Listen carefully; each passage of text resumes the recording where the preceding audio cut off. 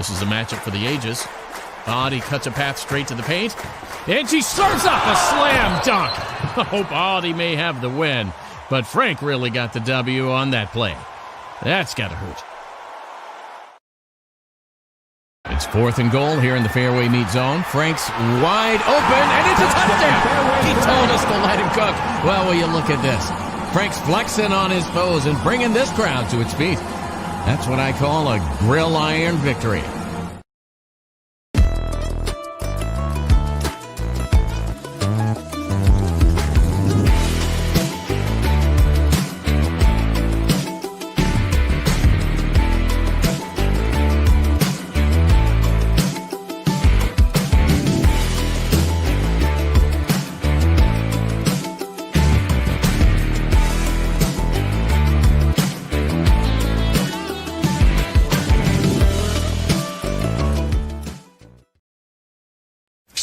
Gillis, live on stage. I'm a bit of a history buff, which, by the way, that is early onset Republican.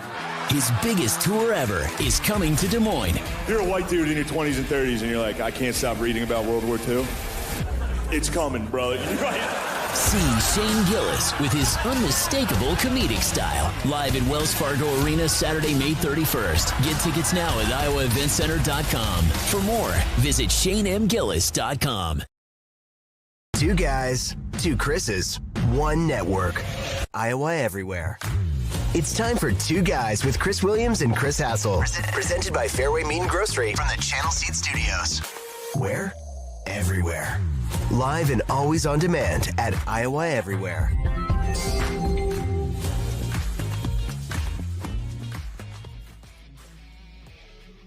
Good morning. It is the 16th of January. You're watching 2 Guys, Chris and Chris. We are on YouTube, Twitter, Facebook, I believe Instagram today. TikTok is dead. Is it? Or it's it will gone? Be. It's gonna. Sure? I don't know. I can't. They've been saying that for a while. I can't keep up. I don't even know. If you listen to Overthinking, you'll get the latest scoop on TikTok. Yeah. They did a great show this week on that. Apparently, well, you can't. They won't be able to push updates to it. The app will still exist, but as of right now, it's gonna be back. I think. Yeah, I mean, Trump is using this as like a political ploy to get popular with the young. Somebody, people. some American is gonna buy it, and yeah, it's not just gonna disappear. Even though I think a lot of people would like it to, or at least some of the TikTok influences and dances and all that shit. Yeah, that's all the app is, right? It's just these people like mouthing like that. movies. That's what a lot of it is. My algorithm is a little bit better than that, but not much better. I literally the only time I go on there is to look at what Iowa Everywhere is doing, and then I get off. Mm-hmm. Yeah, we got a lot of good videos on there. I don't even have a Chris Williams account. I just get on the Iowa Everywhere one. I have an account, but I don't post any like actual content from my account. I'll repost, but nothing special from me. I would also like to make the point that I realize I am the outlier here, that everybody else likes it. I am old. I understand that. Younger people like it. I don't know. There's no way that more than 50% of our audience is on TikTok. Yeah, that's fair. I really would say that about X, and most of these people are just spread out everywhere. You know, YouTube is the old cat daddy these days. That's where this is all going. I bet a year from now, if it's not already, more people will take in this show on YouTube than traditional podcasts, would be my projection. I would guess it's getting close with us. It is getting close. Yeah, I would get. And the thing about YouTube too is now, like with a show like this, I was reading some statistics that well over 50% of the people are viewing it on their televisions, not on the phones or a mobile device. That's what I do with like your Cyclone Fanatic post game. I'll put the game on. I'll flip over to the YouTube app on my TV and watch it there. So that's good, because that's what I was designing that thing to be, an instant Iowa, and then that's how we have to think of Iowa Everywhere going forward. Is we're not a podcast, we're kind of all this stuff rolled into one. And I think we have to put out a product that's good for both visually and if you're Absolutely. only listening audio, because I guess I'm old school. I still the shows I listen to. I mean, I listen to every single Murph and Andy. The majority of time, I'm doing stuff. Like I want to be able to listen to it in the car and listen to it while I'm doing yard work and listen to it if I'm exercising. And usually when I'm doing that, I'm only listening on audio. But what I will do is if there's something that comes up on the show that clearly it was a funny picture or a great video, I will go and I'll search that out on YouTube. So I'll give it a double listen. I'll download the pod and watch on YouTube. Well, that is interesting. I did something yesterday where I wanted to listen to Murph and Andy on my way up to Ames because I couldn't do it live because all this Momcilovic stuff was happening. It was just a crazy 4-hour span there. And I actually pulled I don't know if I should admit this. I pulled the YouTube up and watched. I had the video aspect of it while I was driving up to Ames. I do that sometimes too. I mean, it's I'm not watching it as I drive, but I can glance down at it. You know what I mean? I'll put it up on where the speedometer is, so it's kind of like looking down at how fast you're going. That's how I look at it. Like, you can look down at that. You can look down at the radio. You can glance down at a video on your phone every once in a while. It's probably not the safest, but we do it. But Peter, what the hell, man? Peter just said, I watch on YouTube, but I'm still not subscribed. Peter, come on. Smash Why are you doing that subscribe button. Just subscribe. Wait, what are you... You're just making it harder for yourself. It makes it a lot easier when you subscribe. That's so true. But then if you have kids, Matt, I don't know if you have this problem. So my 5-year-old is... I mean, she's legitimately obsessed with Peppa Pig. Like, it's her favorite. She likes Peppa Pig and NASCAR racing. That's what my daughter likes. Okay? Let me guess what you're gonna say. Your algorithm is throwing Peppa Pig, UFOs, conspiracy theories, in like old go-kart videos of Chase Elliott. It's Perfect. fucking crazy. No wonder your kids are just like you. Well, it's funny is my staff at Cyclone Fanatic, so all of that stuff is, even the IO Everywhere, it's all originated through my Google email address. And for the longest time, like it's not like this now because you can have like different accounts, but back in the day it was all kind of like meshed. So they would go on to post a video at Cyclone Fanatic and it would be like old pro wrestling monologues and UFOs and just ghosts and like crazy shit that I was watching on YouTube. This is like 7-8 years ago, but yeah. Anyway, subscribe, damn it. Jake says he'll subscribe when we show proof of me doing yard work, as I just claimed. Damn, I wish I... What is yard work for you? Did getting the dead iguanas out of the gutter, does that count as yard work? I guess I don't have a video of that. Spring 33, also not subscribed on principle. I do not do things people ask me to do. Yeah. See, that I can understand. I understand that too, Hot Spring. Yeah. Hot Spring. I always tell my wife this, like, if you want me to get something done, make me think it's my idea. When I think you're just bossing me around, like, when somebody tells me that there's a show I have to watch, you just have to watch it. I mean, what are you doing it? You're an idiot if you're not watching it. What do you got to? I won't watch it. Here's my plug.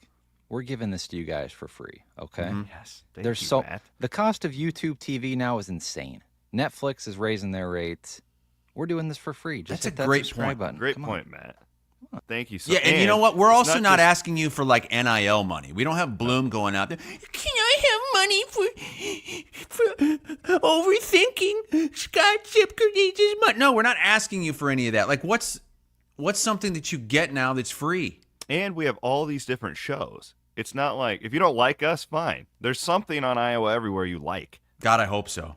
Because we've got a lot of different things. Like, I can see certain shows not being a cup of tea for somebody, but I gotta see, and this is what I reject. And of course, it's a Walmart Hawkeye fan posting it free. I have to watch the ads, pal. I know that you're kidding around. I'm just kidding with you too.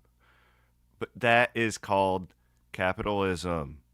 That's how this works. You've always had to watch ads when you watch TV. Do you just want us to do this for like literally free? Do you think that the money just grows? No, it's not how it works. Watch and there really aren't that many ads. No, there's really not.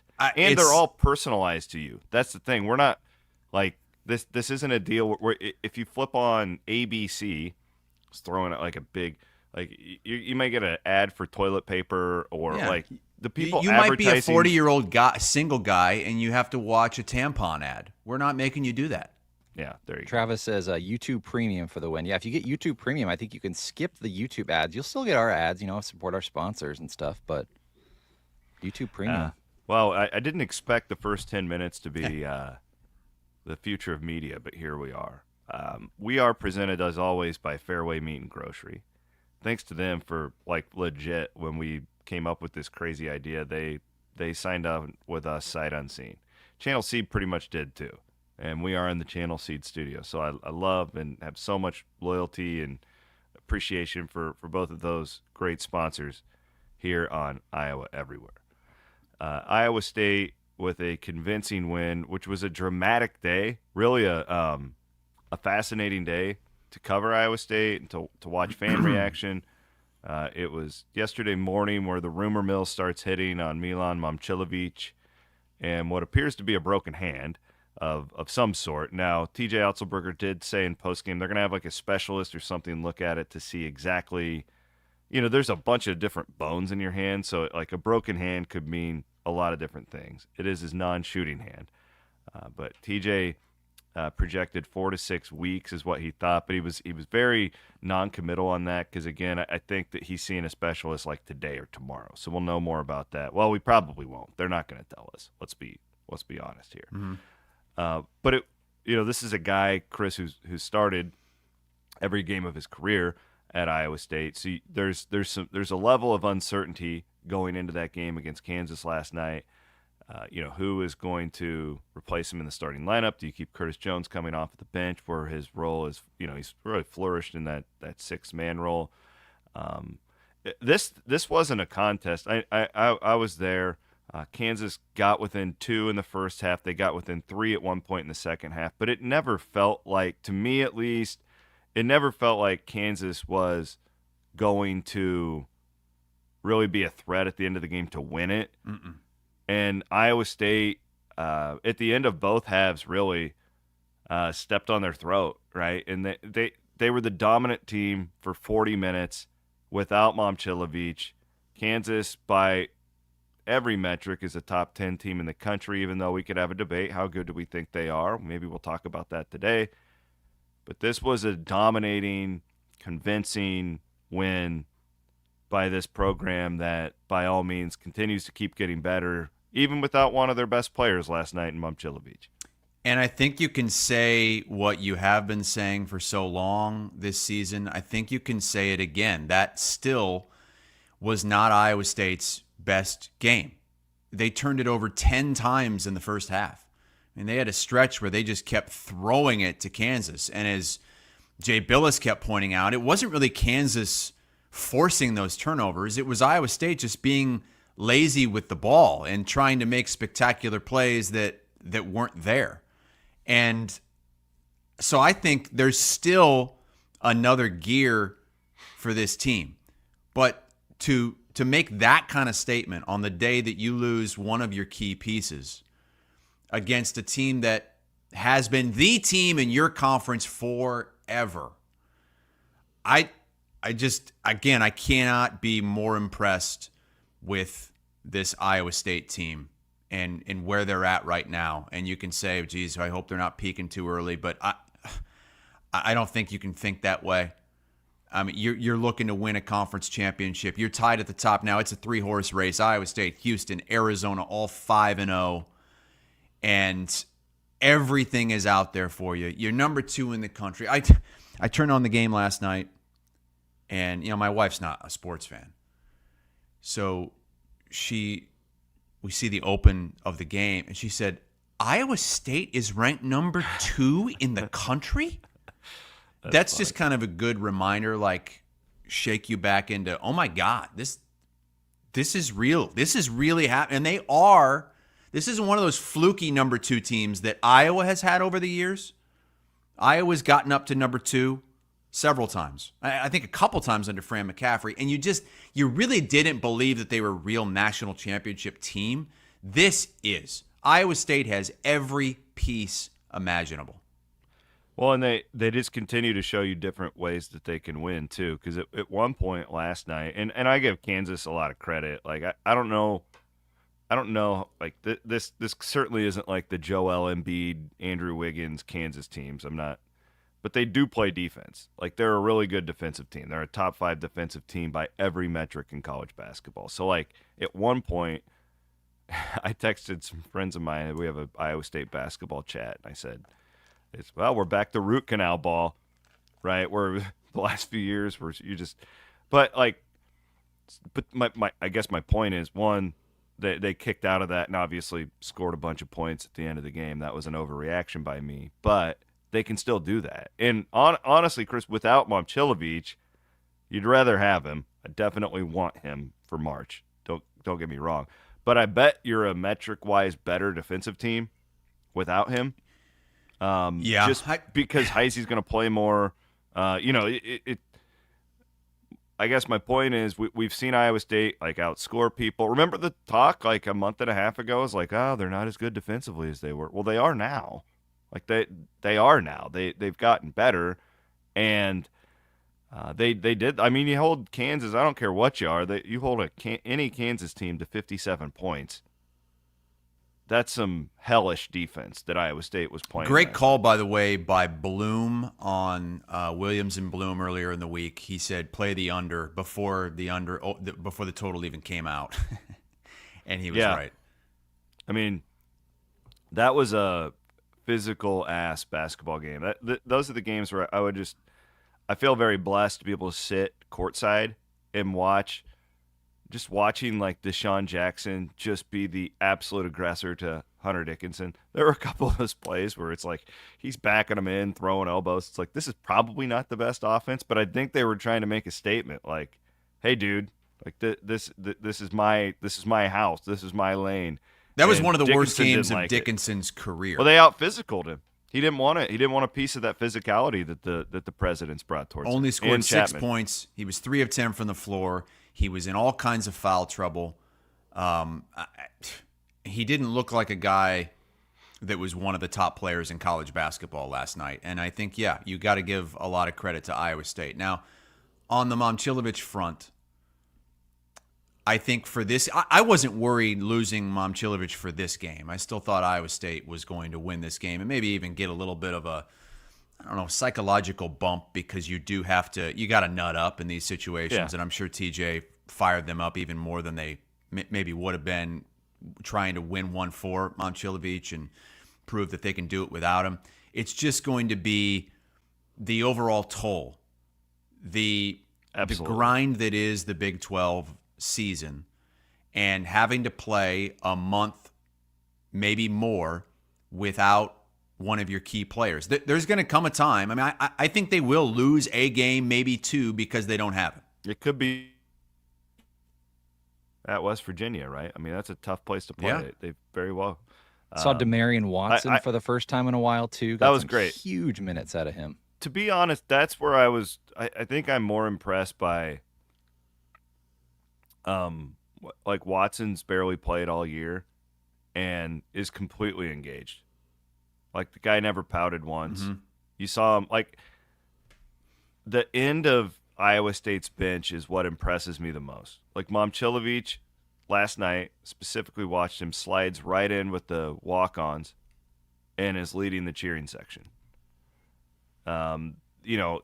Watson is a guy by all means in this era of college athletics could have just he could have transferred at semester and said, I'm not playing, screw this, I'm going to go and get a head start for next year. Stays the course, goes out there, has 5 rebounds in 10 minutes. By all means has an incredible attitude. And then I also loved the fact, and this is probably pretty standard across the board in college athletics, but I loved his answer when Deshaun Jackson didn't start and TJ didn't dance around it. It makes me sick when these coaches just, it's an internal thing and we'll deal with it. No, he just came out and said he didn't show up to a film session. Because oftentimes when you don't say what it is, your mind goes to something used to do that all the way time. Worse than what it actually was. He missed it. Okay, that's not, that's not getting in a fight in practice or something. You don't let our minds wander. Just tell us what it is. Everybody's behind you right now. Everybody trusts your judgment as a coach. So that's what he did. And Bill Self, Matt, did you have that soundbite with Bill Self saying, talking about the starters for Iowa State? I think the one you sent me, Chris, is that the same one? Yeah, so I'll lead us into this. Yeah, and I also want everybody to think about this too, and see if your mind goes to, well, you know what? I'll tell you afterwards what I was thinking when I heard this, because I don't want to put thoughts in your mind. But this is Bill Self after the game. What makes this Iowa State team so good? I think that their evaluation recruiting has been tremendous. Maybe Jamie's got them so much NIL money that they could just go out and get anybody. But the bottom line is the pieces fit. And the other thing is they're very well drilled, and they are very good in situational basketball too. Just like the one time we went small, switch 5, they just BS with the ball until they get the big guy posted and throw it over the top. They're a very smart basketball team. They're old too, but I would say talent evaluation, putting a team together, and then getting them to play as hungry as they do. I think that's probably what I would probably commend him on as much as anything. The soundbite I was referencing was about how one player for Iowa State was really happy to start, and Curtis Jones, and another player was pissed that he didn't get to start, and that's Deshaun Jackson. And both of them played great. That was an all-timer. Self always delivers in these post-game.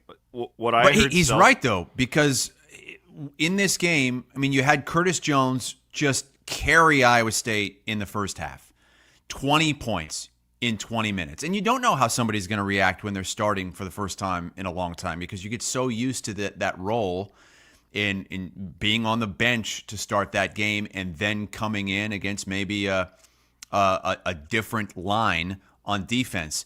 You had that. Then you had Joshua Jefferson make back-to-back incredible passes inside to Deshaun Jackson for buckets. You had Nate Heisey coming in off the bench and like 3 straight great rebounds in that game. You had Tamin Lipsey coming up clutch at the time when Iowa State needs a bucket. I just feel like Tamin Lipsey has that, knows that, and will take it upon himself to get that bucket, whether it's getting to the rim or finding an open 3. He just always has that. And Keyshawn Gilbert, who at times we've said he's been the best player in college basketball, didn't even have to do a lot.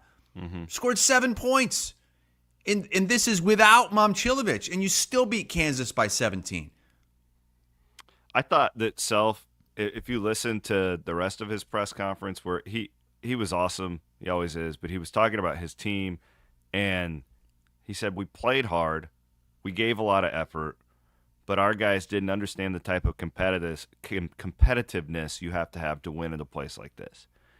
And if you watched his team, I almost took that quote to, he's complimenting Iowa State. I saw it as him critiquing himself in the way he has coached and built that specific Kansas roster, because they don't fit. If you watch that, do you think they do? Like, watch Auburn, watch Iowa State, watch Duke. Like, the pieces kind of go together.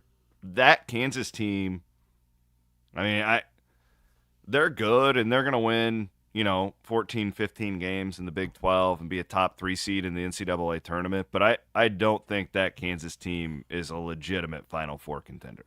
I'll give them credit, though, too. I think you said this in the postgame, Chris, that game Iowa State got a couple 12-plus point leads, and Kansas clawed back, and they got that thing within defense. 5 3-points a couple times. So, man, it's an impressive team. But Iowa State, like you mentioned, Hassel, they're just so deep. They can beat you in so many different ways, and they were able to extend that lead late. One piece of constructive criticism for Iowa State is now that you don't have Momcilovic, a nearly 50% three-point shooter, Nate Heise needs to step up and start hitting his open threes. He has to.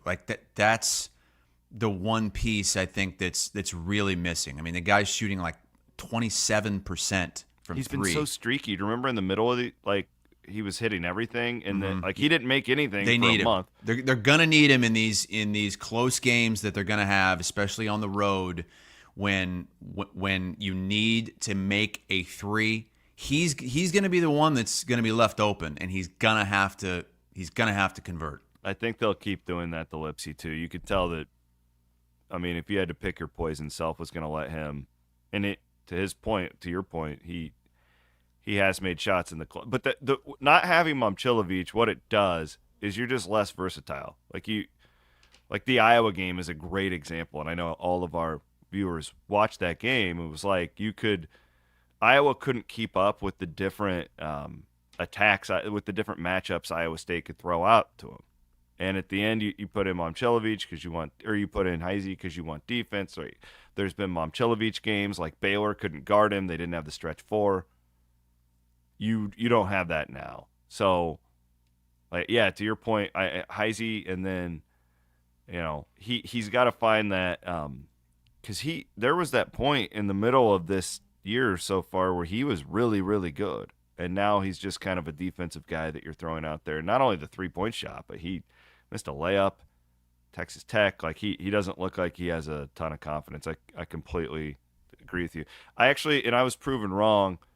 I kind of was wanting TJ to start Heise and keep Jones coming off the bench because I'm like, oh, that just seems to work. Well, that looks stupid. Well, what do you think happens moving forward? Because Jackson's going to be back in the starting lineup, right? One would think.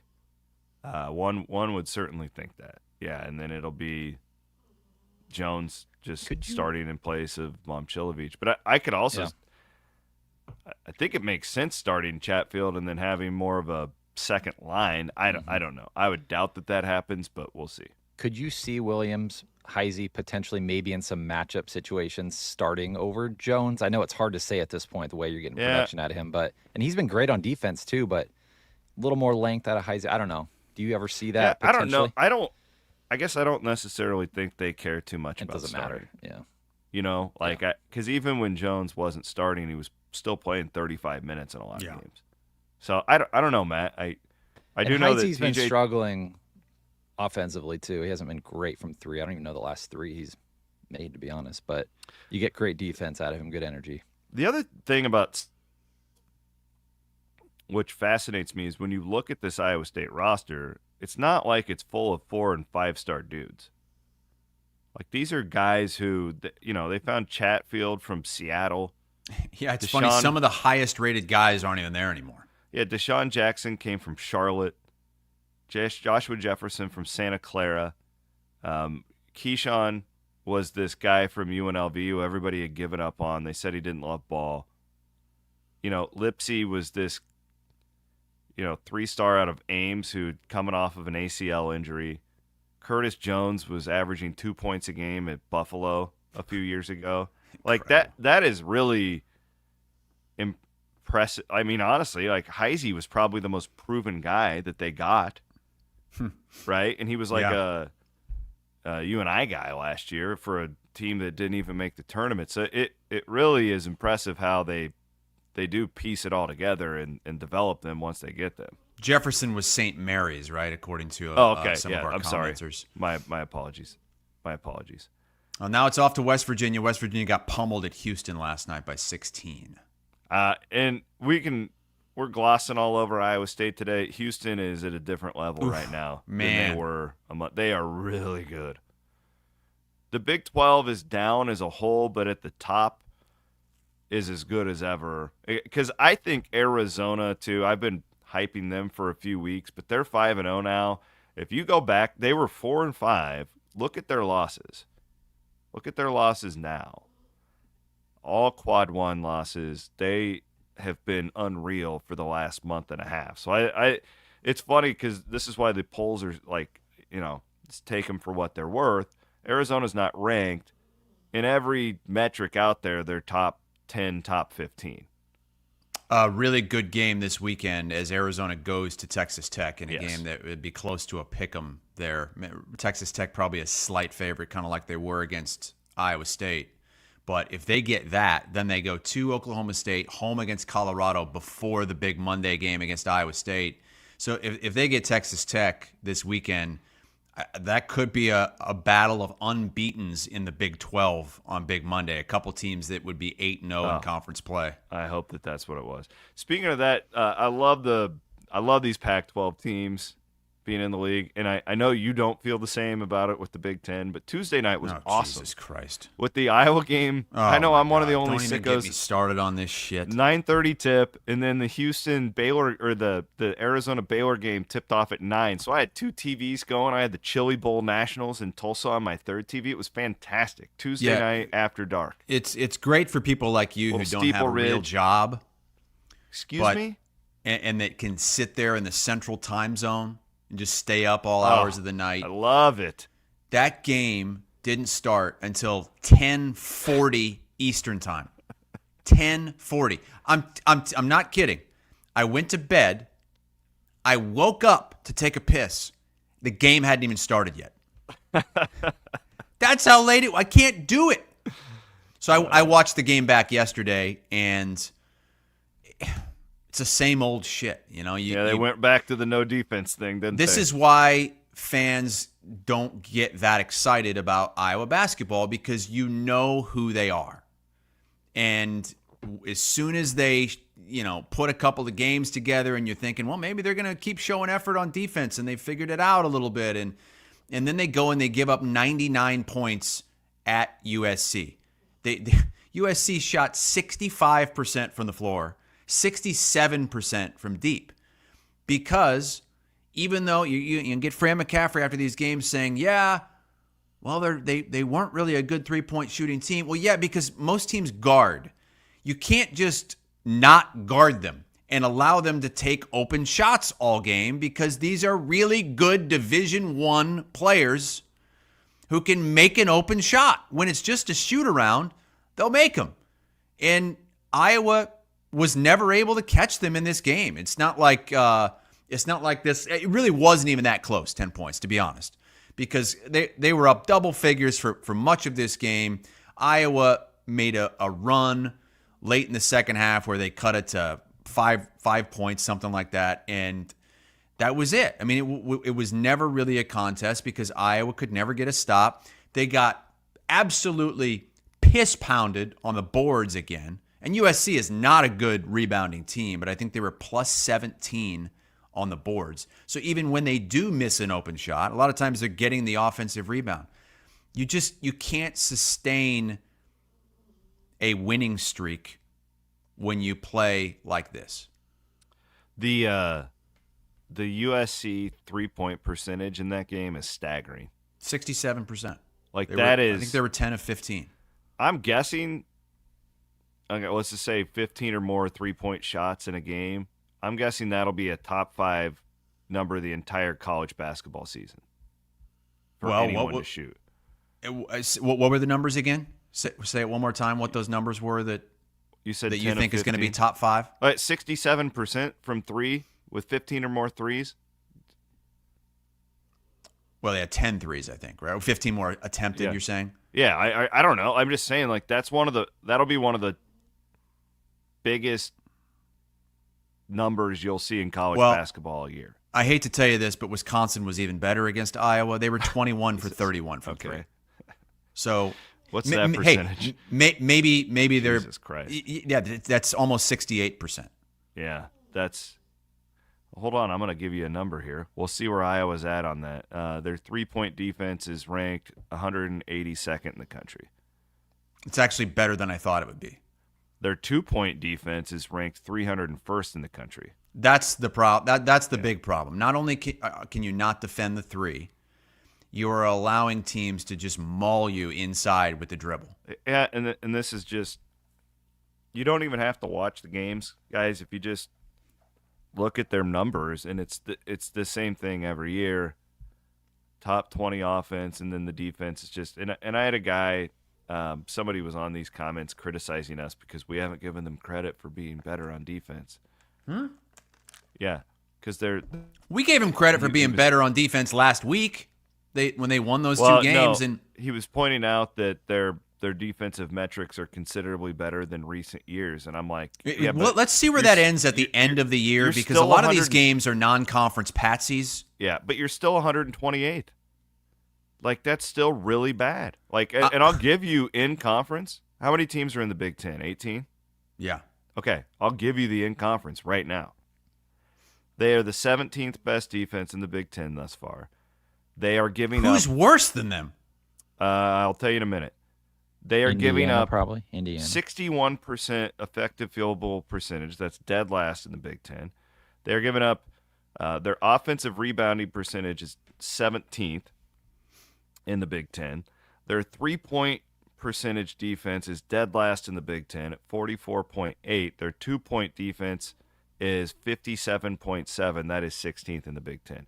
So they are effectively, to prove your point, in these conference games, in the non-conference it was bad. In the conference it's gotten considerably worse. And that's all a little bit skewed too, because they did play really good defense against Indiana, right? They did. And so we gave them a lot Indiana's of credit. Indiana's a dumpster fire. Yeah. Now, so is UCLA. I think that they've got a chance to win this game at UCLA on Friday night. And if they do that, it'll be a successful trip. I mean, I think all you can expect out of this trip is a split. But I do think they need this game. They need a quad 1 win. They're 0-5 in quad 1. They're 5-0 in quad 2. Need a quad 1 at UCLA. And I don't think they've announced yet as of Thursday morning. UCLA's dropped 4 in a row, Chris. Yeah, they are dropped a 5 mess. of 6. Mick Cronin has been just destroying his team in post-game press conferences. And they're not just getting beat. They're getting blown out. Mm-hmm. Michigan beat them by 19. Nebraska beat them by 8. Maryland beat them by 18. And then they just lost at Rutgers by 7. All of those guys are not completely giving up on him. I heard what he said in the postgame. You can't say brutal. that as a head coach. What did he say again, Ben Winks? Well, he was basically saying, like, we've got guys that are just I have more energy than they do on the court. These guys think they're way bigger than they are. I know he's trying to light a fire. I know, but still, you got to be careful what you say this day and age. Man, they had just beaten Gonzaga, and they come into Big Ten play and lose 4 straight. Unless yourself.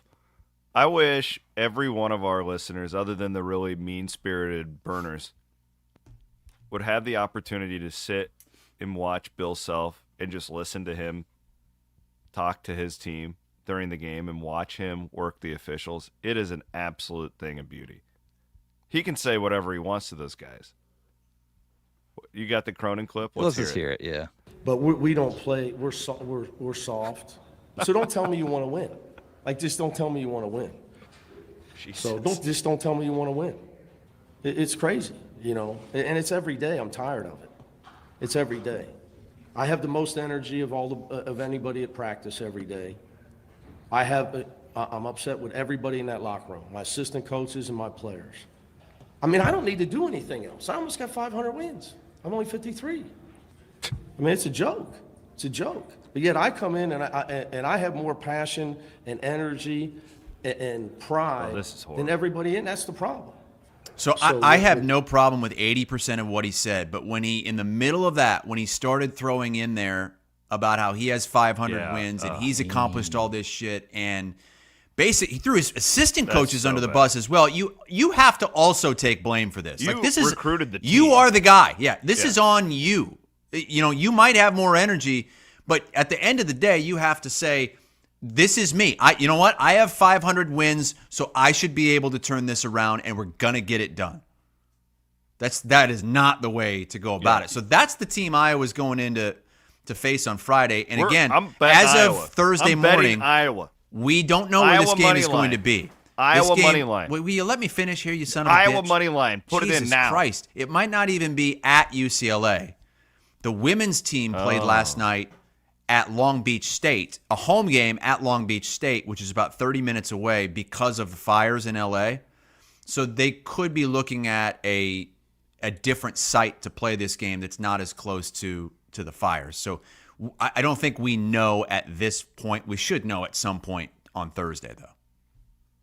I would expect UCLA to be a slight favorite, but not by a lot. Thank you for that clip, Van Winks, because that is a staggering thing to hear a guy say. That's bad. It is.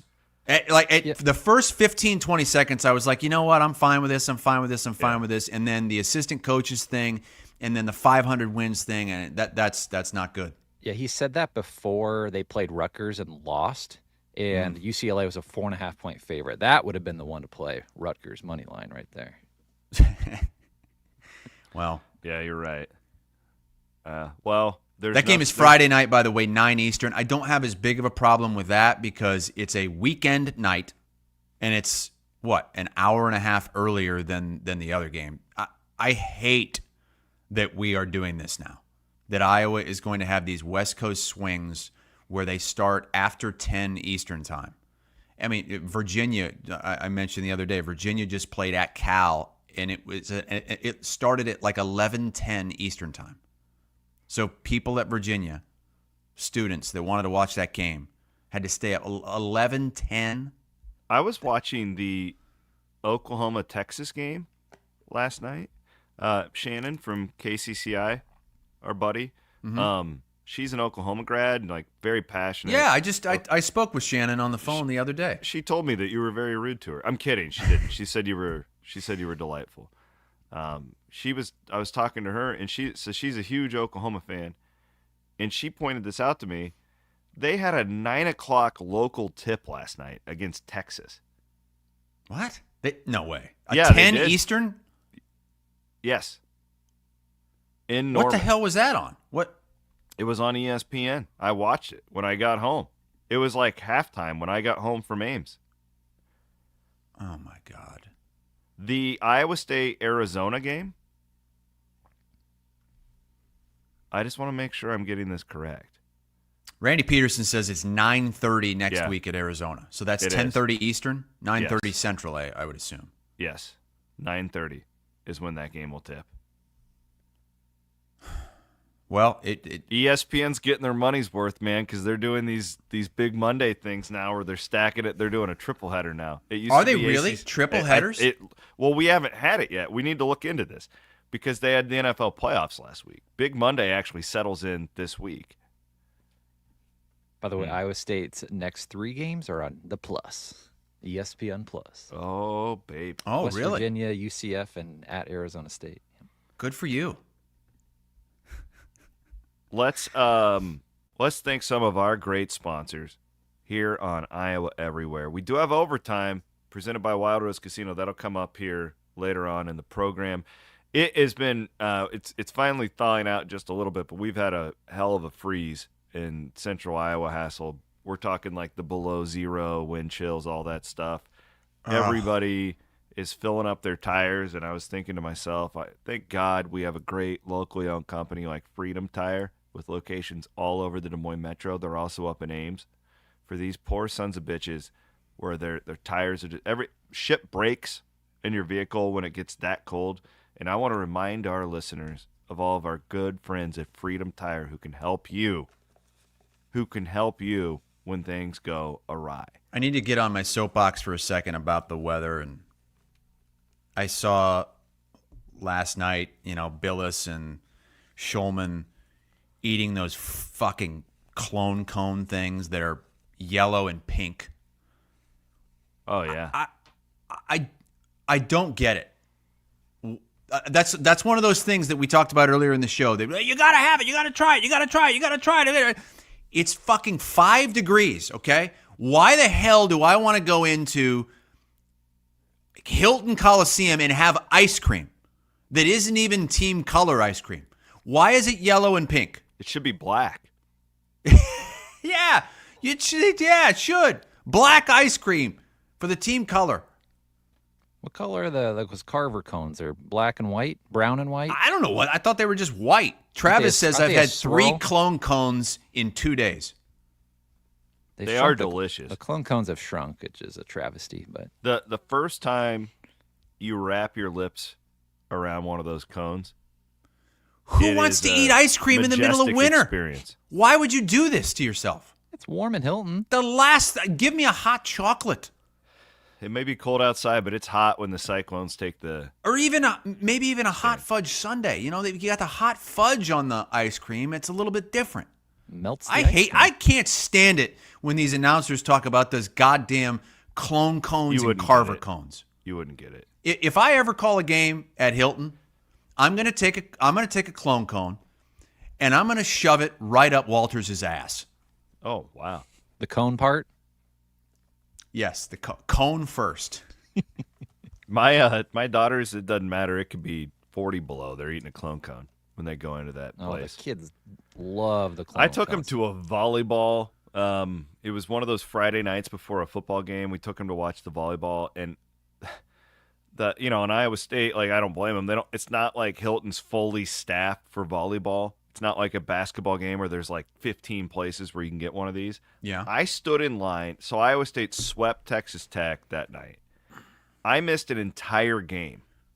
There's only three. There's only three because it was a sweep. I missed an entire game waiting in line for one of these things because that's how many people are lined up. Do they have anything in I don't go to games as a fan. Do they have anything in stadiums where you could order on your phone and they'll just bring you the food? Not that I'm aware of, no. That's got to be the Hilton next step. doesn't have any club level or anything like that, so other than Johnny's, but no, they don't. It seems like of all the places that would get that, Iowa State would be the absolute last. I mean, they can't even figure out serving beer at a Garth Brooks concert at Iowa State or whoever the hell that Gary Allen. Who was George Strait. George Gay. Every time I hear a Gary Allen song, it's over now. You ruined it for me. I'm just sitting out here watching airplanes. Cheers to the freaking weekend with our friends from Steeple Ridge Bourbon. Cheers to the freaking weekend. Let's raise our glass of Steeple Ridge Bourbon. I'm going to be watching some racing. Got the Chili Bowl Nationals coming up down in Tulsa. And this is what day? Well, Saturday night's the main event. They've been going on all week. We also have the dirt late model season starting with the Lucas Oil. How the hell is racing already starting? It's Daytona's January 16th. Daytona's in a month. So the Lucas Oil boys will be down there in Florida at your part. One of these years, I'm going to come down for Speed Weeks, and I'm just going to crash at your place, and I'm just going to get super drunk and just fart all over your furniture. You will not be allowed in my house with all that dirt all over you. Well, so that's what I am excited because huge day of sports, huge weekend of sports. NFL playoffs continue, and I don't have to like sweat out the Vikings anymore. I can just gamble on these games. The second-ranked varsity men's basketball program at the Iowa State University has a massive game at West Virginia, and I'm going to drink Steeple Ridge Bourbon watching dirt track racing until the wee hours of Saturday night. That's what my weekend is going to be. You know what's kind of been buried this week is the college football national championship game. You're right. I haven't. I work at a sports network. I consume sports every night, and I don't see a lot about this game between Ohio State and Notre Dame. They need to move this playoff up, don't they? I think it would get a lot more play if they played this on, like, say, this Friday night instead of Monday. I think that I don't know how they do it, and this will surprise a lot of people, but I actually agree with the folks who believe that we should play the national championship game on New Year's Day. Well, that would be great, but how the hell are you going to do that now with this playoff? I don't know. I don't know how you do it. You can't. What, are you going to start in July? You would have to take away a week of the regular season, which the conferences and TV networks wouldn't want to do. No. But, yeah, you would have to start the year a week early, which they've kicked around before. God, think about how hot it would be in a lot of those places. I know. I just... Like freaking playing a game down in Athens, Georgia. I do think that we're overlooking this game a little bit. It's getting buried a little bit. I just care about the loopholes. Because of the NFL.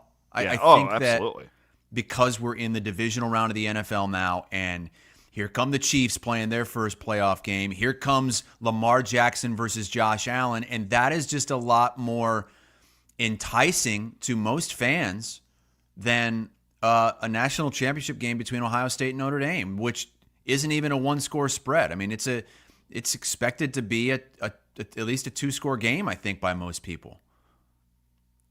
And I say that as I love college football. I do too.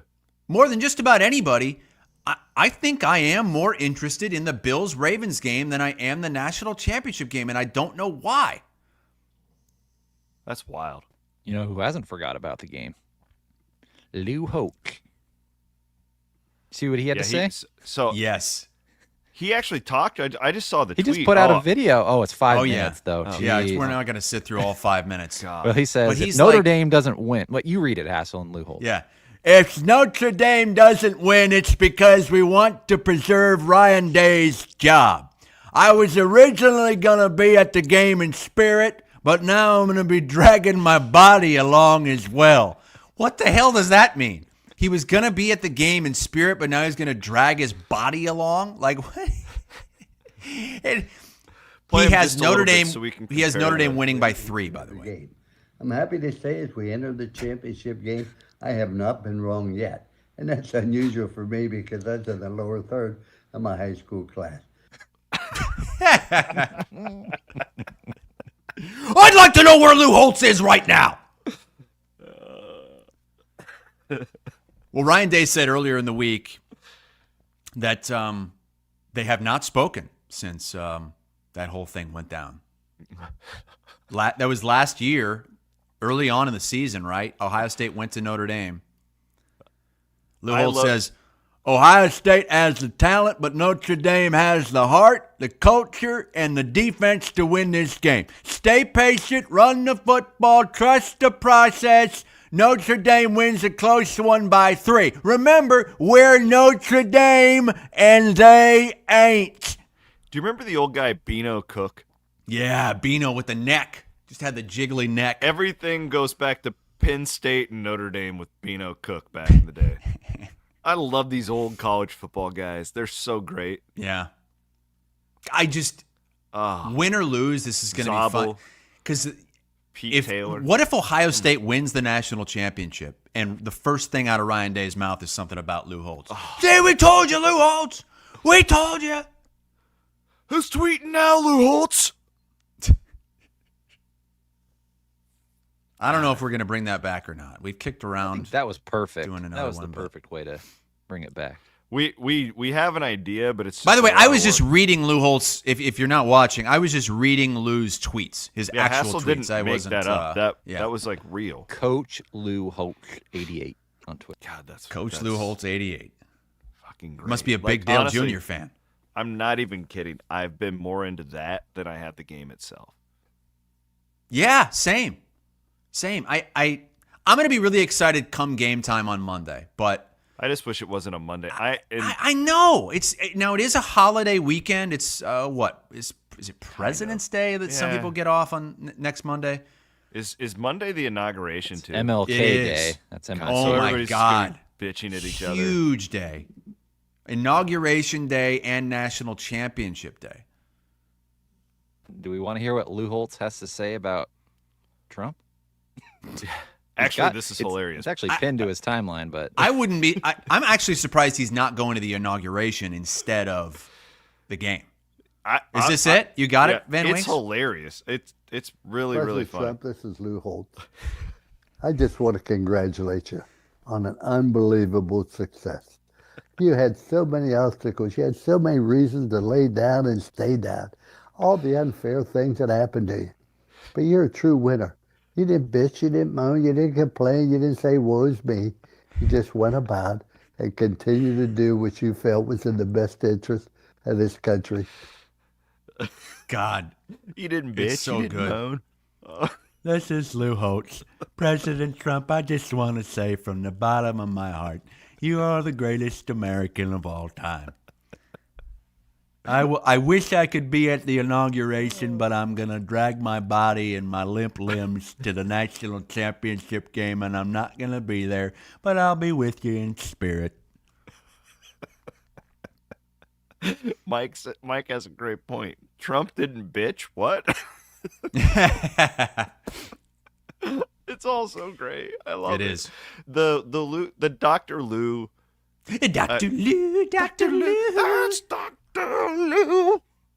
And then he would He's like Mark May's always just sitting there in the background laughing at him. Oh, those were college. Those were the days. Yeah, if you guys weren't around for like when Thursday night college football was a huge deal, like because those ESPN broadcasts, they go all in on those games. It's like Herb Street, Fowler, Aaron Andrews. Yeah, Mike Tirico used to call that game. He used to call the Thursday nighter. You get Dr. Lou every halftime of it. Oh, it was great.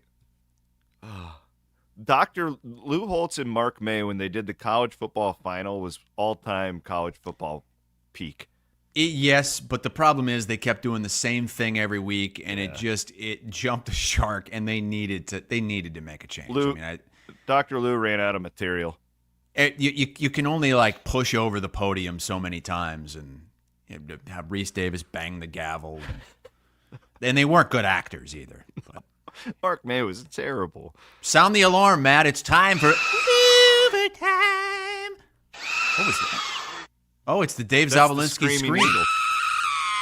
It's in honor of the Kansas game. Actually, before we do overtime, Matt, let's. We're already in it. Well, I wanted to promote our friends at the Iowa Wild because I know they got some big weekends coming up, Matty. Tell us about it real quick. Yeah, and actually we have a contest going on right now at iowaeverywhere.com. You can win a pair of tickets to the Wild game against the Texas Stars coming up on Saturday, January 25th. You get a pair of tickets. You get some VIP seats to go watch the post-game concert from Dylan Scott. Now, what does Dylan Scott sing? Ooh, I don't know Dylan Scott. It's a multi-platinum award-winning singer. I'm not familiar with his game, but Dylan Scott. He's got a great jawline. He does. It's almost too beard. good. Yeah. It kind of looks like Williams, doesn't he? Kind of looks like Ryan Day's beard. His top song here is What He'll Never Have. The number 2 song is Can't Have Mine. The What He'll Never Have? Mm-hmm. He could have a dog. He could have a truck. He could have a real hot bitch. But he'll never have me as his best friend. I just drooled all over myself. And while you go to the Iowa Wild game, go and visit our friends at Buzzard Billy's, one of the great full-court press restaurants in Des Moines. Look at that. I'll put the link to win those but tickets he'll in the never comments. have my respect. Should we hear from our friends at Wild Rose? Let's go, baby. Overtime. Pardon our progress, but we've been busy building a better Wild Rose for you.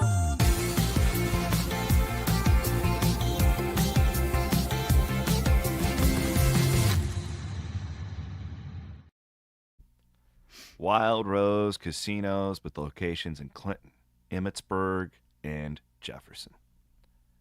I want to take you to that DraftKings Sportsbook sometimes, Van Winks. I'll just drive you up there. Oh, I went there with you once when we had the CF event up there. Jefferson. Oh, yeah. Williams is totally forgetting that you've been there with him. That was a long time ago. Good food up there. 40 now. Don't even, I don't even remember what I had for breakfast. It's the perfect place to go in the winter. I want to get into some very offensive comments that you put about me in the rundown. We'll get to that. I want to talk about Peyton Manning throwing shade at Brock Purdy. Oh, Brock Purdy just getting dragged by Peyton Manning. I would also like to let's just start overtime with the new Iowa quarterback situation, and this is a deeper conversation than the guy is hurt. We've talked about with NIL and particularly the way it's set up now, but Chris, the way that this is all going. We've been calling for more transparency with fans. It's like transparency for the fans. For the fans, yeah. If they're footing the bill, and even if you're not directly paying them in the future, like at Iowa State, the prices just went up 20%, on donations, and so you are paying for it. It's just indirectly, right? You're being taxed, yeah, because of this. And if we're gonna keep professionalizing this.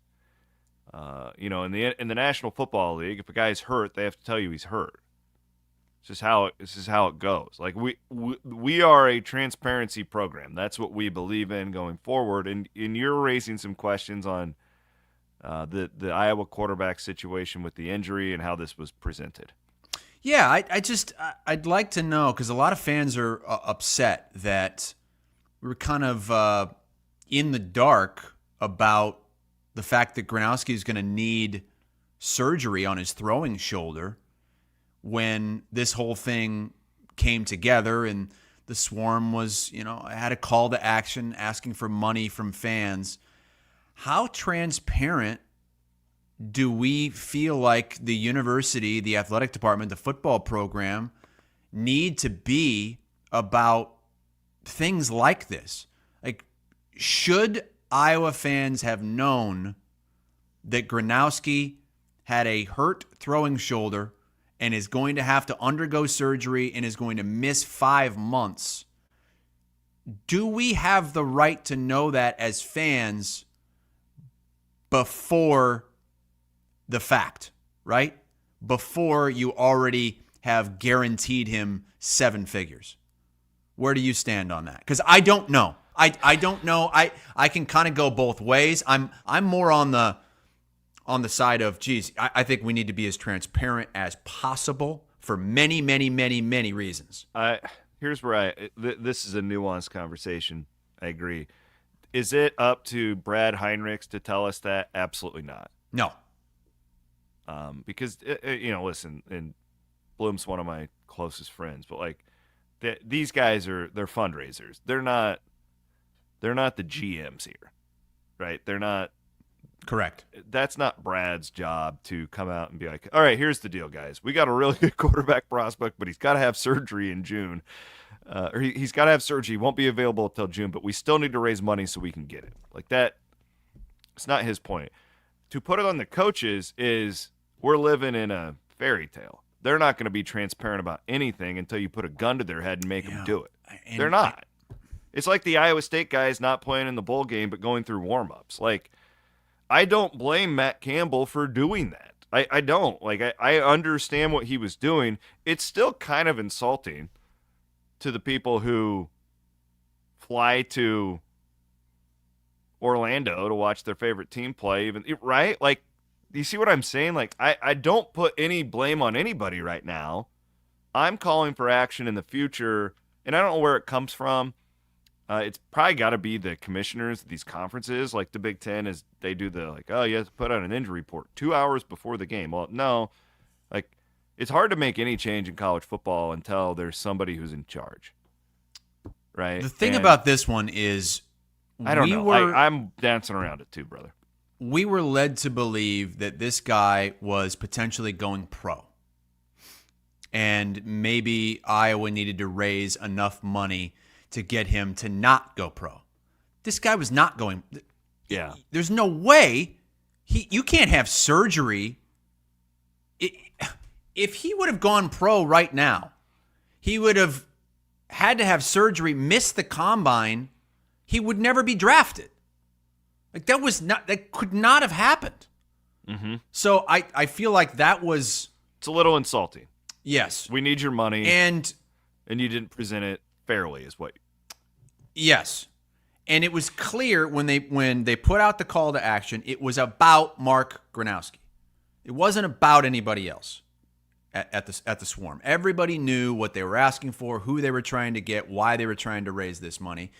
But really, very few of the fans knew that this guy might not even play in the spring. This guy might have to go under the knife and be out for 5 months. This guy had really no chance of going to the NFL this year because of this surgery. And they can say, well, he didn't necessarily need the surgery.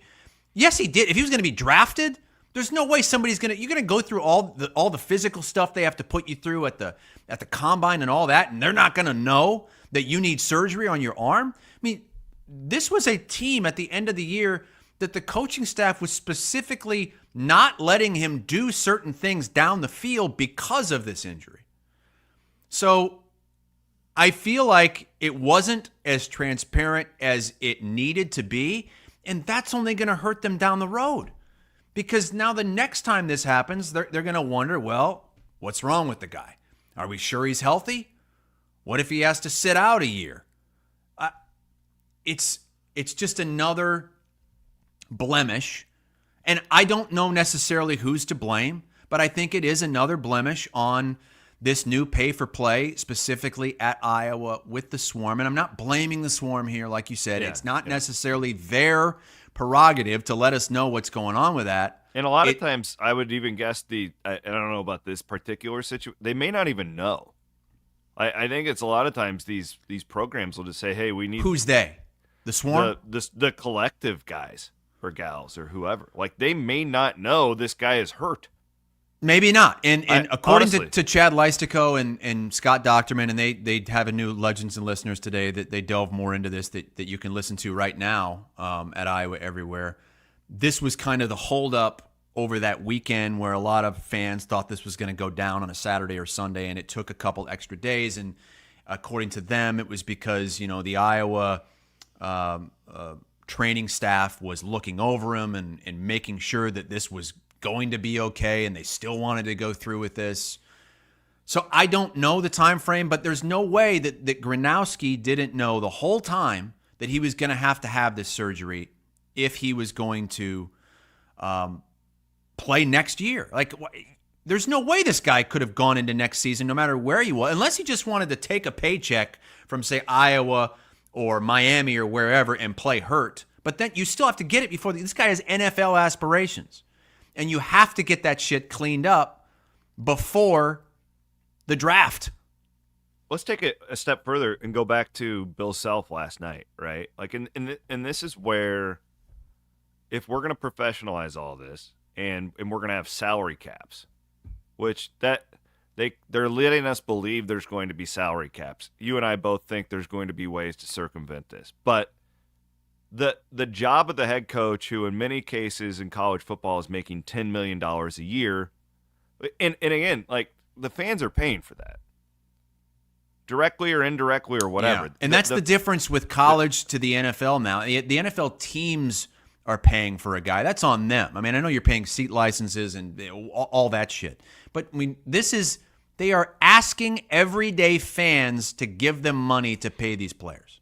And in college, I guess to be able to hold the powerful $10 million guy, and that's extreme. There's not many guys making $10 million, but to hold them accountable, their job has changed.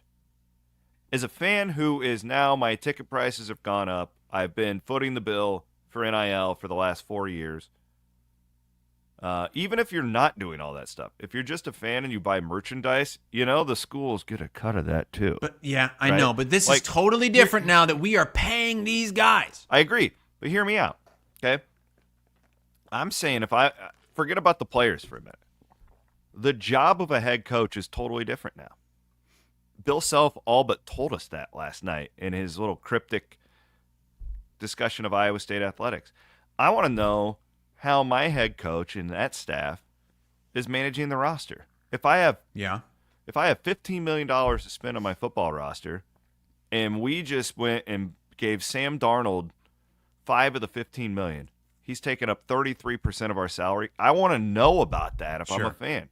If I'm going to buy my season tickets, if I'm going to drive to the bowl game, if I'm going to give to the collectives, whatever, I think I don't necessarily know if it's fair, because I don't know how this is going to be set up, and technically they're not going to be employees. Should I know exactly how much Mark Gronowski is going to make from the University of Iowa? That is up for debate. I don't know if that's fair. I think we should. I think we should know what everybody's making now. I mean, these are okay. Well, I would be open to that conversation. All I'm saying is, like, at the very least, Chris, we need to know. All right, well, how much they're spending and where.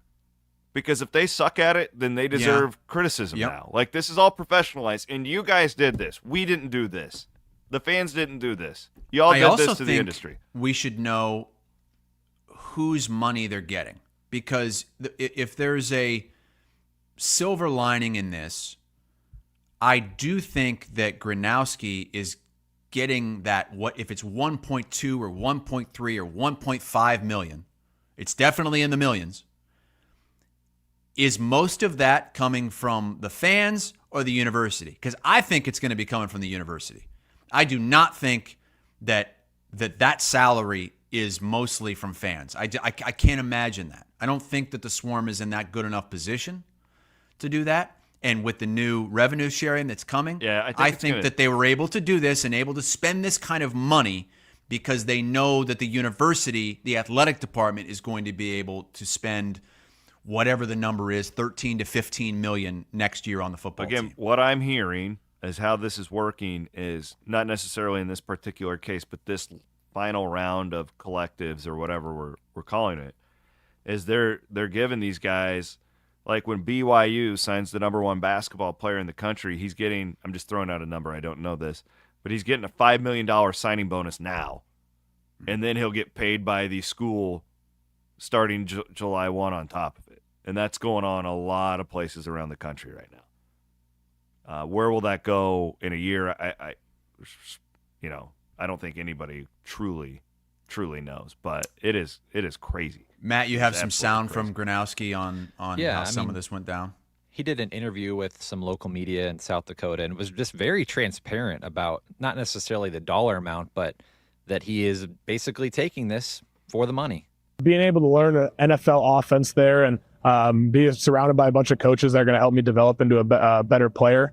And obviously I looked at other schools as well, but I think that this school is a winning school, has a winning culture, very similar to what we have at SDSU, and it kind of really felt like home after I went on the visit. Gronowski had an invite to the NFL Combine, and the feedback told him he'd likely be a draft pick. But the reality of modern-day college football is with name, image, and likeness, it's often more appealing to pass on the pros and stay in college. And it will be for Gronowski, with Iowa guaranteeing him more than 7 figures. It's huge just for my life, my family's life, and kind of starting out life with some extra money in your pocket kind of can really set you up for the long term, and that's really helpful. But also at the next level in the NFL, nothing's guaranteed. I mean, you can be on a team one week and you can be cut the next week, and there's no promises there. But with the NIL and everything like that, you have a lot more opportunities and a lot more guarantees within that. Good stuff. His coach also said that last year he was offered a 7-figure contract to transfer elsewhere and turned it down. I like this guy. Matt, can we credit that TV station real quick? I'll try and find it. I want to make sure floating around Twitter, and I'll see if I can locate it. Okay, I want to make sure and give them credit. That's NBC5 in Sioux Falls, probably. I don't know the call letters though. That was really, really insightful stuff right now. Overtime, we are presented by Wild Rose Casinos here on Two Guys. New episode of Legends and Listeners up right now. Really want to encourage everybody to check out the Overthinking podcast with Mackenzie and Scott. I love that show. It cracks me up. It absolutely cracks me up. I'm really enjoying that show. So check that out if you guys haven't already. Let's move on. Oh, Peyton Manning throwing shade at Brock Purdy, because I know. All right. This is just going to irk Van Winkle. This is why I threw it in the rundown. I saw this on X. It's from the Manning cast, and Peyton Manning, I think that Eli asked him to get on a soapbox, and what are you fired up about right now? And Peyton Manning, apparently in this soundbite, many people believe he is alluding to Brock Purdy, who, used some kind of sponsorship to post a video about how he was gifting his offensive linemen a bunch of trucks. Van Winks, go ahead. It was Brock gave all these Toyota trucks as Christmas gifts to his offensive linemen. So Peyton Manning had some interesting thoughts. And it just happened to have like a camera crew there. It was really happened to have a professional camera crew, and Brock did this. Go ahead. I'll pull back the layer on that. We have to spend our money, all right? And the other thing, it's not a Christmas gift. You have to block well to get a gift. You don't have, like, a couple of years, like, we didn't make the playoffs. I didn't get my guys anything. Like, you didn't block that well. So you don't feel obligated, quarterbacks, if your team doesn't make the playoffs, you have to get them a gift. That's like a participation medal. Block well, I'll give you a gift, right? No wolf, no part, okay? No playoffs, no gift. All right, what do you have to say for yourself, Van Winks? Because it sounds like he's going after Purdy. If he's referencing Brock Purdy, use your own money. What money? He was the last pick in the draft. He doesn't have any money. He's using his sponsorship through Toyota as a commercial. So when I saw that, Williams and I were talking about this before we went on, that was totally a staged thing. Like, he was not using his own money to give him those trucks. It was basically a commercial for Toyota. They're using but isn't he's their spokesperson? He's the way that it was portrayed is that Purdy gifted his teammates those trucks. Gifted his offensive linemen those trucks. That's how Toyota worded it. I don't think Brock Purdy made that. I don't have to rewatch the video. The 49ers tweeted out Santa Purdy. Brock surprises his O-line with some new wheels. Toyota is a massive sponsor of the 49ers, so they were basically just using that. Purdy signed a Toyota sponsorship a year ago. Yep. There's one way in my mind where this is okay. Because it was presented, I believe, falsely. I don't know. Perhaps Brock did buy them all Toyotas. I don't think he did. No. They were trying to show off their newest truck. This was a commercial for Toyota. Yes. If there's one way where I'm cool with this, and that's if Brock, when he's negotiating his endorsement deal with Toyota, said, hey, I'll do this, but I would like to include trucks for my linemen, and I'll take less money via the sponsorship. And I don't know. Maybe he did that. I doubt it. I think this was a good enough promotional tool for Toyota where he wouldn't have had to take any less money. My guess is those guys did not walk away with the trucks. What are you talking about? Yes, they did. They had to have, Matt. Are you kidding me, Van Woke? I don't know. Okay, this is a quote from Jalen Moore, 49ers guard, from a Des Moines Register article. Quote, my mind is blown, honestly. This is probably the greatest gift I've ever gotten in my life. One of those guys that got one of the trucks was cut the next week, too. So, nice little parting gift. But yeah, his offensive line was shit this year. They got a choice between either a Sequoia or a Tundra. They got the trucks. You would take the Sequoia, wouldn't you? What the hell's the difference? I don't even know the difference. Sequoia's like an SUV. Oh, yeah. What? I'm a Chevy guy. I don't need a truck. Like, what the hell do I need a truck for in Florida? It's actually be great in Florida because you could back it up to the beach and you could sit out there and lay out in your truck. Peyton Manning just needs to shut his rich ass up and who cares about that? Who cares? For what it's worth, I don't care. But I said something similar to somebody, I don't even remember who it was, when this came out. I was like, that is a very disingenuous social media post right there because there's no way Brock making Mr. Irrelevant money. Yeah. Hey, I love Brock too. I gave him his first NIL deal, okay? So that'll be the best thing I've ever done in my career when I die. Kyle says, why would Purdy give them trucks? They didn't block for him. And that was another point that Peyton made. I love that. That's great. You only reward them if they were good. The 49ers were terrible. Is that a pewter Purdy? My Christmas gift to myself this year. A little Brock Purdy figurine. I got the jersey back there. I bet you have a Brock Purdy blow-up doll. Ooh, I'll have to Amazon find that next. Just holes everywhere. Where am I going? I'm going to stick it in the helmet hole tonight. Do you listen to CW Pod this week? Ross Peterson came back. I did. That was a little bit much for me. Now, I thought Ross was better than you. You were out of control for a lot of it. I mean, You sounded like a complete lunatic. You mentioned it on our show a couple times. You think these fucking drones in New Jersey are coming out of the ocean. And I think that they're very interested in the ocean. I think my mind may have changed a smidge about where they're coming from. But I think that they are very interested in something over the ocean. But the way that you were talking about aliens, like you think everything has to have some kind of explanation that you think that you're owed this explanation, and the U.S. government, they don't even know what it is. How could they not know? Because they're not going to tell you. They know what it is, but they don't need to tell you. Can't you just go through a day where things happen and you're just like, all right. You don't overanalyze everything? Chris, do you want the honest answer to that? Yeah. No. I feel bad for you. Like your mind. You feel bad is for just, me. You should talk to my therapist. I can shut my mind off. Oh, I can't.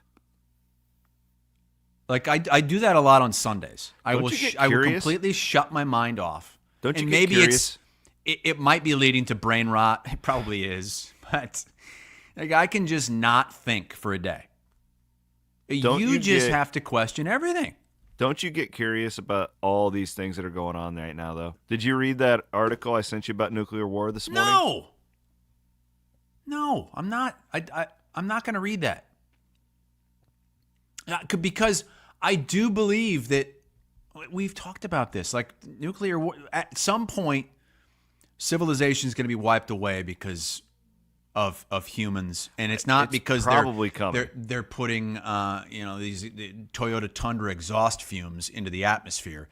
It's because somebody's going to press a button on a nuclear bomb, and then there's going to be retaliation, and then that's going to be it. I just hope it doesn't happen in our lifetime, or I guess for your sake, your kid's lifetime.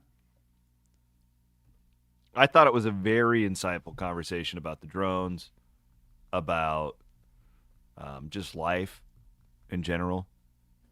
I hope people really enjoyed it. It got great numbers. A lot of people really... What got great numbers? The CW podcast? pod with Ross. Yeah, look, it was a good podcast. Lots I enjoyed of people listening to it, but wanting more conspiracy theory stuff on the network. Hassel. He brought some good levity and reality to the podcast. But what is, here would be my question. That's in your mind. So you're a bury your head in the sand type of guy. Not really. No, I'm not. I'm really not. I feel like you kind of are right now. I'm not, because I'm the one who I figured out the whole Santa Claus thing in second grade because I realized, there's no way he could do this, and this. That's why I don't believe in Noah's Ark. That just does. It's not possible. It's not possible to get my pastor's coming on two of next every week. little thing. Yeah, ask him about Noah's Ark. Ask him how that happened. I've befriended this pastor. We've become really good buddies. I really, really like him. I'll give you a background. So this guy, it was the Sunday after the election, and sitting at church. What kind of church do you go to? Methodist. And to be honest, I'm going to be real honest with you here. I have not been a good churchgoer for about 5 years now. And it's not that I it's not that I don't believe in God or anything anymore. It's not that. It's just more it's right or wrong. It felt like it was way more toxic than it was 10 years ago going to church. Right? I think that a lot of churches have that problem right now. I feel like people use religion as a weapon. They can. Yeah, and it's been kind of a turnoff to me. Meanwhile, I've done reading on my own. I haven't quit Christianity or anything like that. But anyways, I'm there the day after the election, the week after the election, and I say going out, I go, that guy just did the impossible. That guy just did the impossible, because every single person leaving here today feels better about their situation. It doesn't matter if they're a Trumper, it doesn't matter if you're Lou Holtz or Van Woke. The pastor made you feel better about your situation? Yeah, everybody. It doesn't matter if you're Van Woke or Lou Holtz. You went away from that feeling pretty good about the situation. And I was like, man, I want to reach out to that guy because I need some of that in my life. And I went and had coffee with him, and we hit it off. And I said, you should come on my podcast. And he's all about it. So he's coming on next Wednesday. We're going to have a very insightful discussion. I'm going to ask him about the drones, too. And if you don't like it, then I'm sorry. Because don't you want to know? Have good insight on the... aren't you... Do you think he thinks that it's Jesus controlling the drones? Here's what I love. Jesus, take the drone. I am always fascinated talking to these religious types about ghosts. Because you have to believe in them. The whole thing is based off of you think that ghosts are controlling the drones? I don't know if it's necessarily the paranormal controlling the drones, but I think it's all interconnected. I think we have proof of all these things, but the government doesn't want us to know all these things. Look, I'm interested. I do want to hear what your pastor has to. So Methodists have pastors, not. Yeah. I don't know really what Methodist. I grew up Catholic. Methodist is a very that really fascinating in the Methodist Church in the last 5 years where like half the church left because they said it wasn't like conservative enough. This is where I say it's like it got really murky for everyone because it's like all of a sudden it's like going on a fan message board where everybody's just fighting from within the fan base. Oh, you're not a big enough fan. Well, you're not a big enough Christian. Fuck you. Like that's what it turned into, and I don't like it. I don't know. You pointed that out a couple weeks ago. I miss the days where it really you didn't care and it didn't really matter what political side you were on. You didn't care. It didn't matter if somebody was Catholic, Methodist, Baptist. Those days are long gone, and that's why we get a lot of toxicity in that. But I don't go to church anymore. I have no problem with people who do. I think if you can find a faith to follow and it makes your life better, I'm all for it. Well, that's coming up. I just wish, okay, well, can we just meet in the middle? Of? The ocean to look at the drones? I'm going to try and relax a little bit, okay? I'd like you to quit burying your head in the sand about the realities of the world that we live in. I'm not burying I just don't have my antennae up all the time like, oh God, well what's that mean? Oh Jesus Christ, did you see that over here? Oh my God, that must mean that there's real live aliens down here. Just relax a little bit. Because there's nothing we can do about it. Right, yeah. That's a good point, Van Woke. The paranoia that is constantly going through my head is it's a bad situation going on up here, guys. Anyways, what do you got going on? Did Bob Uecker die? Yeah, a lot of commenters. Man. And the Brewers posted it. Bob Uecker passed away. Man, what a personality he was. Holy smokes! What a fascinating career too. Where it took some movies to a lot of put him on the map as this play-by-play guy, and then and then he was just kind of like in the 90s Mr. Baseball for everyone. Yeah. I mean, he was the voice of the Brewers. Commercials. He was, just a bit outside. Man. Never took himself too seriously. Made baseball fun.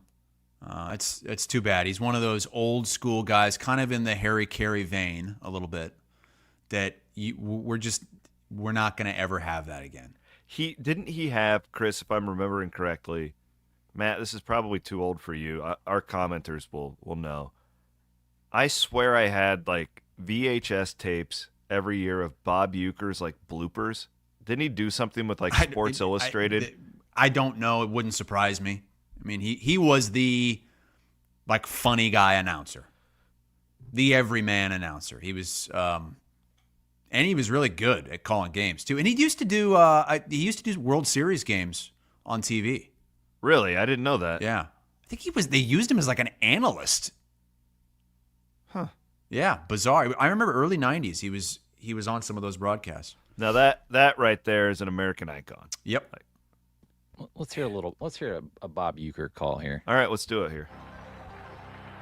Here's the pitch. A curveball! Drill to deep left. Gonna get way out of here and gone for deer. And they have tied it at 4. Whoa!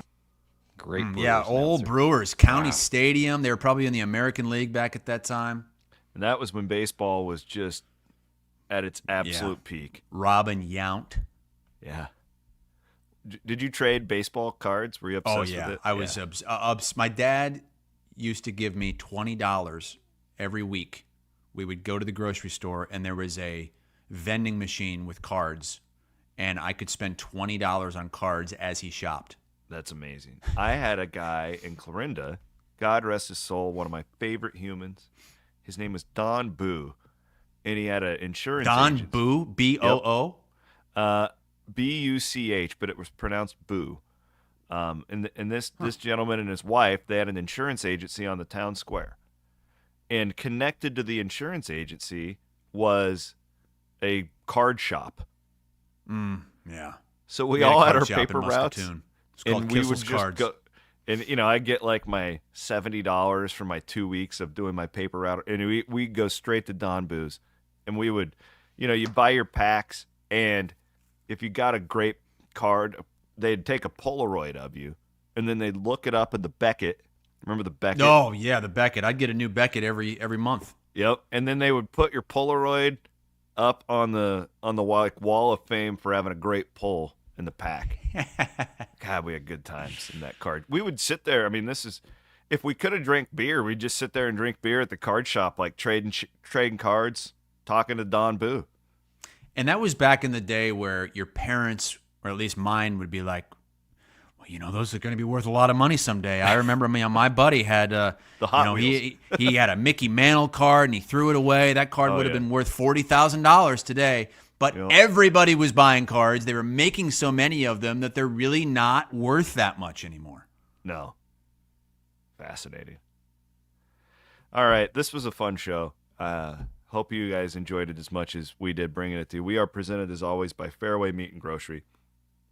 Go out and, you know what? Good little thing you could do this weekend. Get the beef, like the steak tips. Mm-hmm. Make yourself a beef stew. Oh. You like the beef stew? Sounds like it's good beef stew weather. I think I'm going to do that. Clone cone weather. Beef stew weather. Beef stew and Steeple Ridge. 50 degrees here today, so you got to get that fired up. I thought you said it was freezing. Well, we're in like a warm spell for like a day, and then it's going to be colder than a witch's titty again. I'm going to see if I can work that into every show from now on. It's colder than a witch's titty. How would Lou Holtz say that? I said, I was going to go to the game, but I was worried, it's January, it'd be colder than witch's titty out there, but it's in a dome. It's in Atlanta. It's inside that dome. I'm going to go in there, and I'm going to drag my old ass body into that suite, and I'm going to say, hey, give me some Caesar salad and a nice cold whiskey, and I'm going to watch my Irish roll the hell out of Ryan Day. That's a perfect way to end the program. I love you all. Maddie Van Winks does a great job producing the program, as always. For Chris Hassel, my name is Chris Williams. We will be back on Monday morning. Murph and Andy will be back live on Friday at 1 here on Iowa Everywhere.